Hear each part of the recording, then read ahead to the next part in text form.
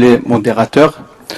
Permettez-moi de remercier le professeur Kara pour cette brillante conférence. Et permettez-moi également de poser déjà une question. Je pense que vous avez deviné laquelle. Comment dénicher le bon chirurgien? Voilà. Voilà. Donc cette communication n'est pas la mienne. Le professeur Sehmed, qui devait être parmi nous, s'excuse de ne pas être là. Il n'a pas pu faire le déplacement d'Alger. Soyez indulgents avec moi. J'ai reçu ces diapos vers 14 heures. J'en ai enlevé une bonne moitié. J'en ai laissé une vingtaine. Et c'est pour parler du phénomène de Raynaud. Je suis en train de voir quelques-unes de mes patientes, parce que c'est souvent féminin, qui sont particulièrement heureuses aujourd'hui. Et je vous laisse deviner pourquoi. Parce qu'il fait très chaud. Et c'est pratiquement la fin de l'hiver, presque également, on va dire, la fin du printemps. Et c'est des patientes qui adorent ce climat particulièrement chaud. Alors, comme vous le savez, beaucoup de pathologies ont été identifiées au XIXe siècle. On a parlé du lupus hier qui a été identifié en 1828. Là, pour la maladie de Raynaud, le phénomène de Raynaud, il a été découvert, plutôt identifié en 1862. Et vous voyez que il y a une définition par rapport. On a parlé de la maladie lupique hier, je parle également de la maladie lupique parce qu'il y a beaucoup de relations entre ces deux situations. Donc ici, on a une définition par rapport au lupus. Je vous avais montré hier une définition qui date des années 50, qui était pleine d'incertitudes et qui était considérée comme la meilleure définition. Ici, quand même, vous avez une définition. On sait que c'est des phénomènes vasomoteurs des extrémités. C'est quand même une définition qui est là.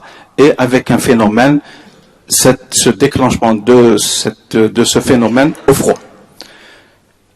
En pratique, on distingue deux grandes situations, la maladie de Raynaud et le phénomène de Raynaud secondaire. La maladie de Raynaud, c'est quand on ne trouve aucune étiologie. Le phénomène de Raynaud secondaire suppose qu'on trouve une étiologie. Dire cela, c'est pratiquement facile, on n'aura rien dit. Mes aînés à l'époque nous ont appris que quand on dit idiopathique, il faut se poser la question, je ne sais pas d'où vient le mot idiopathique, il faut voir l'origine du mot. Et on nous dit souvent quand c'est idiopathique, peut-être, excusez-moi l'expression, c'est le médecin qui est idiot. Voilà, excusez-moi l'expression. Et donc le problème se pose entre maladie de Raynaud et phénomène de Raynaud secondaire, pour la simple raison que parfois il se passe beaucoup de temps. Un patient peut être classé maladie de Raynaud, alors que 10 ans après, 15 ans après, il va faire une véritable pathologie, une véritable maladie systémique avec des complications majeures. Donc c'est vrai qu'à visée pédagogique, on va dire qu'il y a la maladie de Raynaud, il y a le phénomène de Raynaud avec donc cette histoire d'étiologie, mais en pratique, ce n'est pas toujours simple. Et on a beaucoup de patientes comme ça qui sont suivies, qui ont des phénomènes de Raynaud, étiquetés maladie de Raynaud, et on s'aperçoit que plus tard, on a fait fausse route parce que peut-être qu'on n'a pas fait un bon examen clinique, peut-être qu'on n'a pas fait les bonnes explorations au moment voulu, et on a mis une étiquette aussi facile que cela. Donc, je reviens un petit peu à la définition pour dire que c'est un acrosyndrome, et vous voyez qu'il touche les doigts, mais épargne souvent le pouce. Je pense que M. Kara nous dira que c'est peut-être par rapport à une meilleure vascularisation, je ne sais pas, c'est ce qui est dit dans les livres de médecine, je ne sais pas ce qu'en pensent les chirurgiens. Donc, rarement le pouce est atteint, et puis regardez, il n'y a pas que les mains qui sont touchées, les orteils peuvent être touchés, le nez, les oreilles, etc. Donc, ce phénomène touche les extrémités, pas uniquement les doigts. Et concernant les doigts, le pouce est souvent épargné. Et puis, regardez ce qui est souligné, la durée de l'attaque. Bon, elle dure 1 heure, une demi-heure, etc. Le mot-clé, c'est celui qui est souligné, c'est attaque. C'est une véritable, c'est un début, le plus souvent, je parle du cas le plus typique, bien sûr, il y a des formats typiques. Mais c'est un petit peu comme un coup de tonnerre dans un ciel serein, c'est ce qu'on dit, c'est un petit peu ça. C'est une attaque qui vient et le patient, vous allez voir une iconographie tout à l'heure. Sur la physiopathologie, il y avait 4 ou 5 diapos. C'était peut-être complexe et en fin de journée en particulier, on n'a pas le temps de développer tout ça. J'ai laissé uniquement cette diapo pour dire que dans la maladie de Raynaud, c'est exclusivement un phénomène vasomoteur, alors que dans le phénomène de Raynaud, il y a bien sûr ce phénomène vasomoteur, mais il y a également la microangiopathie, c'est-à-dire que le vaisseau est touché dans sa paroi et parfois même le vaisseau est anormal dans son contenu. Voilà, je pense que pour le diagnostic, ça se passe de tout commentaire. Habituellement, on décrit les 3 stades, la phase syncopale, la phase asphyxique et l'hyperémie réactionnelle. La durée est variable, mais bon, ce n'est pas toujours cet aspect que l'on voit. Parfois, la première phase est inexistante, parfois la 3e phase est inexistante, mais dans la situation la plus typique, c'est celle-là, et il faut la rechercher par l'interrogatoire, parce que le patient peut vous décrire des phénomènes vasomoteurs, l'acrosyndrome, il va décrire des signes, c'est à vous d'essayer de voir s'il y a eu ces phases-là, ou bien une de ces phases qui serait caractéristique du phénomène de Raynaud. Et puis, je dirais tout simplement par rapport à cette diapo, j'imaginais mes patientes heureuses aujourd'hui, mais je les vois également venir dans notre consultation sans aucun commentaire, uniquement avec un regard, yeux dans les yeux, et elles vous mettent les doigts comme ça sur le bureau, c'est-à-dire trouver une solution. Et souvent, malheureusement, on n'a pas de solution à leur offrir. Elles ont mal, elles ont très mal, et s'associent très souvent des troubles trophiques, et souvent nous envoyons ces patients justement en orthopédie pour des nécrectomies et parfois même pour des amputations. Donc c'est dire que dans certaines situations, en particulier dans les pathologies comme la sclérodermie, parce que comme je l'ai dit tout à l'heure, il n'y a pas que le phénomène vasomoteur, c'est pas toujours réversible. La gravité est là, l'ischémie est là, ça mène à des nécroses.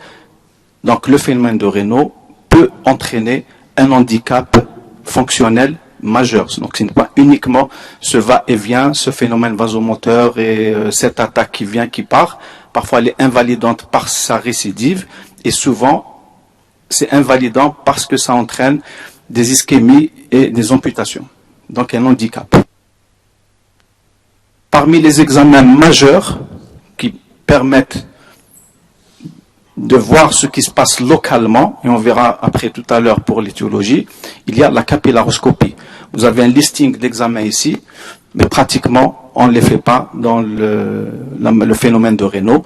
L'examen de référence reste la capillaroscopie. C'est un examen non invasif, sans effraction. Il y a quelques règles d'usage, hein, comme vous voyez ici. Les mains doivent être propres, ça mérite d'être signalé, je ne sais pas. Sans vernis à ongles, sans soin de manucure dans les jours précédant l'examen. Et puis, savoir qu'il y a des limites à cet examen, en particulier chez les travailleurs manuels et chez les sujets de race noire. Vous devinez que la peau est épaisse ou bien pigmentée et ça limite l'examen. Donc, l'examen de référence, lorsqu'il y a un acrosyndrome, phénomène de Raynaud ou autre, la capillaroscopie reste un examen de choix. Voilà un petit peu, hein, c'est un microscope, hein, et on examine en périingual, les capillaires en périingual, et théoriquement, bien sûr, les 10 doigts doivent être explorés. C'est un examen quand même fastidieux qui demande du temps et beaucoup de patience, parce qu'il y a beaucoup de critères à faire valoir dans le compte rendu. La capillaroscopie, ce qu'on cherche en particulier, c'est la microangiopathie. Il y aura peut-être une iconographie, je pense, tout à l'heure. Et puis, la capillaroscopie permet d'identifier des maladies de système très précocement. Actuellement, attendre un phénomène de Raynaud et 10 ans, 15 ans après pour que s'installent tous les signes de la sclérodermie ou tous les signes de lupus, on est en retard de plusieurs batailles et pas d'une bataille. Et donc, cette capillaroscopie, en retrouvant cet aspect de microangiopathie, va nous dire qu'il y a justement une maladie systémique sous-jacente et donc être dans la prévention et peut-être dans la thérapeutique. Diagnostic différentiel, oui, avec d'autres acrosyndromes. Alors, érythromélalgie, donc érythros c'est rouge, mélos extrémité, algode c'est douleur. Donc, vous voyez un petit peu le sens de ce mot. Et puis, pour cette érythromélalgie, hein, si on peut utiliser cette deuxième dénomination. Voyez, si vous lisez, tout ce qui est souligné, c'est l'opposé du phénomène de Raynaud. Vous allez me dire pourquoi, puisque c'est tout le contraire. C'est uniquement par rapport à la troisième phase. Rappelez-vous les trois phases du phénomène de Raynaud. La première phase n'est pas du tout celle-là. Par contre, deuxième et troisième phase peuvent prêter à confusion avec celle-là. Donc, c'est pas déclenché par le froid, c'est déclenché par la chaleur, etc. Vous avez un petit peu tout le contraire du phénomène de Raynaud. Vous avez également les engelures. Vous voyez à travers ces images, cette iconographie, qu'on n'est pas dans la situation du phénomène de Raynaud, par le siège déjà des lésions, hein, sur le dos des mains par exemple, et les acroparesthésies qui n'ont pas le froid comme facteur déclenchant et qui ne s'accompagnent d'aucune modification des téguments. Donc faire le diagnostic positif d'un phénomène de Raynaud en général ne pose pas de problème aux cliniciens. Le diagnostic différentiel, si on est averti également, donc on est rapidement dans le diagnostic du phénomène de Raynaud. Par contre, l'étape fondamentale, c'est la recherche étiologique, et celle-là, elle nous accapare, elle nous prend beaucoup de temps, et ce n'est pas toujours évident d'identifier la pathologie sous-jacente. Et comme dans toutes ces situations, le problème qui se pose, c'est quel bilan faire. Est-ce qu'on doit être exhaustif? Est-ce qu'on doit se résumer à 1, 2, 3 examens? Encore faut-il lire les examens que présente notre patient. Premier point à vérifier et qui permet la démarche étiologique, c'est le caractère bilatéral ou unilatéral. Si c'est unilatéral, il faut chercher s'il y a des problèmes de compression, et surtout une enquête par rapport à l'activité professionnelle. Comme vous voyez ici, il y a beaucoup de professions qui sont exposées. Il n'y a pas que les utilisateurs de marteau-piqueur, par exemple. Vous voyez toute une liste. On peut citer les dactylographes, les pianistes, ceux qui font du volleyball, etc. Donc il faut avoir peut-être une liste exhaustive devant soi pour identifier ces étiologies. Et puis, je ne sais pas, M. Cara peut-être peut nous renseigner ces compressions vasculaires au niveau du défilé. Donc, je ne sais pas si vous en avez vu dans votre pratique. J'en ai pas vu, mais c'est cité comme étiologie. Bon, on dit que c'est rare, mais certainement en orthopédie, en neurochirurgie, certainement c'est vu. Donc, le caractère unilatéral est important, ou bilatéral est important à noter. Unilatéral, on est peut-être certainement dans une cause locale ou loco-régionale, compression ou bien professionnelle.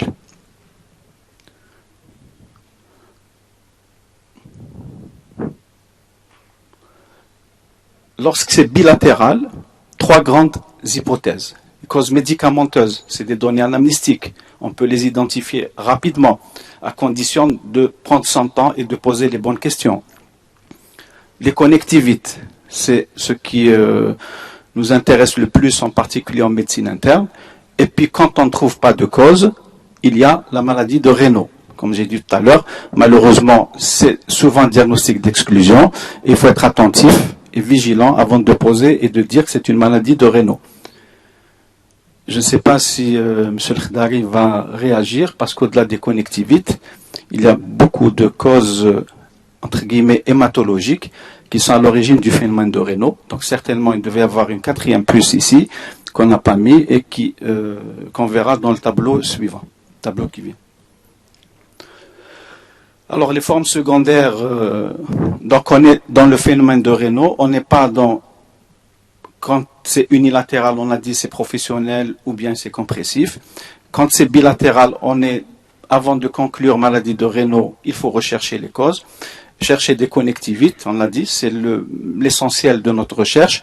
Et on a dit quel bilan faire devant cette situation. Et puis vous avez quelques caractères, voilà, ça se voit dans 18% des cas, c'est pas négligeable. Elle s'observe toute l'année, donc pas uniquement en hiver, même s'il y a des exacerbations en hiver. Et puis ici, on va retrouver des auto-anticorps, en particulier de la sclérodermie, de la polymyosite, du lupus ou autre. La capillaroscopie, j'ai dit tout à l'heure que c'était un examen capital qui va permettre un diagnostic positif, mais surtout une orientation étiologique avec ce méga capillaire qui n'est pas spécifique de la sclérodermie. On peut le voir dans les autres connectivites comme les dermatopolymyosites. Les formes primitives idiopathiques lorsqu'on ne trouve rien du tout, il n'y a pas de contexte clinique, il n'y a pas d'immunologie qui va dans le sens d'une connectivite, il n'y a pas de signe clinique en tout cas en faveur. Et puis on retrouve dans la littérature souvent ce type d'intitulé, quel bilan faire, quel est le bilan étiologique minimal, etc. Là, c'est rarement il y a un consensus. Vous voyez, c'est un consensus d'experts, ça veut dire tout simplement qu'il n'y a pas de consensus, c'est des avis et c'est tout. Voilà, c'est pour dire que il faut bien faire son anamnèse, il faut bien faire son examen clinique et préciser en fonction de cet examen clinique les examens à faire, en particulier la capillaroscopie elle est systématique, et puis l'orientation à partir de là. Le bilan immunologique, j'allais dire, on le fait systématiquement, mais au-delà, à partir de là, les explorations sont en fonction du contexte clinique. Si on va vers une sclérodermie, il y a certainement une pathologie pulmonaire, fibrose pulmonaire qu'on va explorer par examen TDM et exploration respiratoire. S'il y a une biopsie à faire, il faut la faire. Donc, tout dépend en fait de l'orientation clinique. Voilà un listing des étiologies du phénomène de Raynaud. Et vous voyez qu'on a parlé beaucoup de connectivite, on a parlé des causes médicamenteuses. Il y a des endocrinopathies, vous voyez le phéochromocytome, les tumeurs carcinoïdes, l'hypothyroïdie et les artériopathies. Je suis en train de chercher les pathologies hématologiques. Voilà, je disais tout à l'heure, il y a la cryoglobulinémie, les agglutinines froides, les syndromes myéloprolifératifs et lymphoprolifératifs, et bien sûr les cancers en général. Juste, c'est pour dire que parfois, c'est la formule qu'on ne lit pas. Donc, il y a, au lieu d'aller chercher, je ne sais pas, les données de la capillaroscopie, d'un scanner ou de quel autre examen invasif, parfois, c'est la formule qui n'est pas lue.